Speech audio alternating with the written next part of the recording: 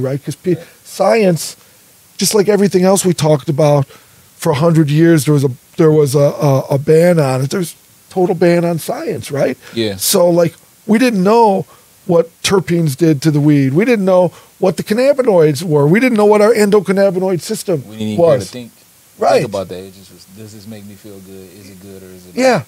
Yeah. For the first half of my weed smoking life, I just got weed. Right. And then starting like in the mid 2000s, I got weed in a bag and it had an arrow pointing up or down. And then I finally figured that out a few years later. I could say, okay, that's sativa or that's indica. And now it's like, oh, we're talking about which terpene and what minor cannabinoids are in the weed so that people can get what they're really looking for. And that's, again, why I talk about it's the golden age. Right. Right? And not only is it golden age because people can get quality and people can walk in the shop and get a vape or get an edible or what, but it's also the golden age because you're still paying what you were paying 40 years ago. Right. For a much better product now. Much better product. You know, it would be like, I wish we could buy an F-150 for $10,000. Nah, not unless it's used. Yeah. Yeah, right. So there's always like a great debate within like the Michigan cannabis scene. It's the caregivers versus dispensaries. Where do you lie as far as that debate? Like, we come down on the view of we're for weed, right? And we try to treat everybody with love and respect. Right. I appreciate what the caregivers are about. I think that everybody, I'm a big advocate, and people want to continue to do that. We're all for it. I'm also an advocate for legal weed because a lot of people, you know, especially younger folks, don't realize what it used to be like to have to go get weed. Right. And I see every day in my shop the amount of people who are using it to battle serious medical issues. Right. And I used to maybe downplay that some, but I see it every day now, right? Right. And they need, you know, the notion of, well, just get a caregiver and you can get it. Well, you know, it's just so much easier and more transparent when you can just go to the store and buy it. So I think the balance there is great. What I really think is that even in Michigan, but in so many, we've got such a complicated regulatory framework. Right. I would like to see us say to the caregivers to be able to take their product to farmers markets, or for me to be able to host, and microbusiness to be able to host farmers markets in our parking lot, right? Right. But I also think the caregivers, if they're going to sell to the public, and I'm not talking about if you're going to raise the plants to give to the 6 patients you're raising for, but if you're going to sell to the public, I think you should have your cannabis tested and collect the taxes like everybody else does if you're going to be at a farmer's market. But I think that we should have them, and I think that the caregivers should be able to participate in that, right? And because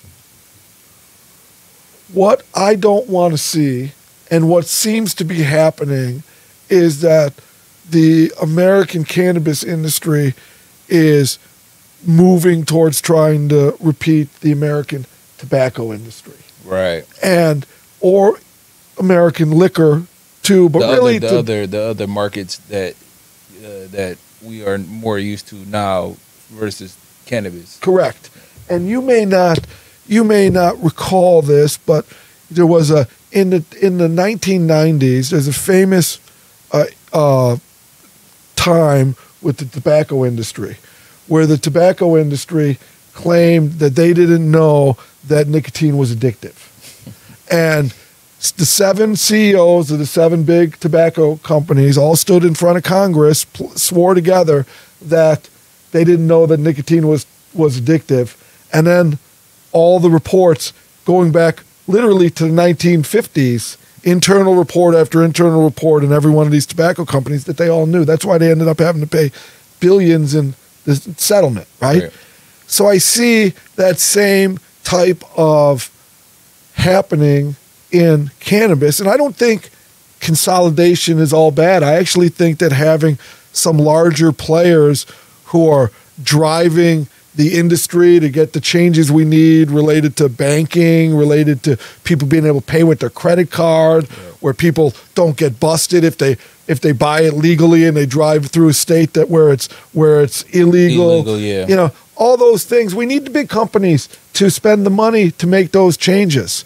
And you know, well, I am a organic craft weed guy. You know, when I go to the tailgate, I drink Coors Light, so there's nothing wrong with having macro beer, and there's nothing wrong with having macro weed. Right. You know, a lot of people want to just buy some cheap weed and go out and roll giant joints, and God bless them, right?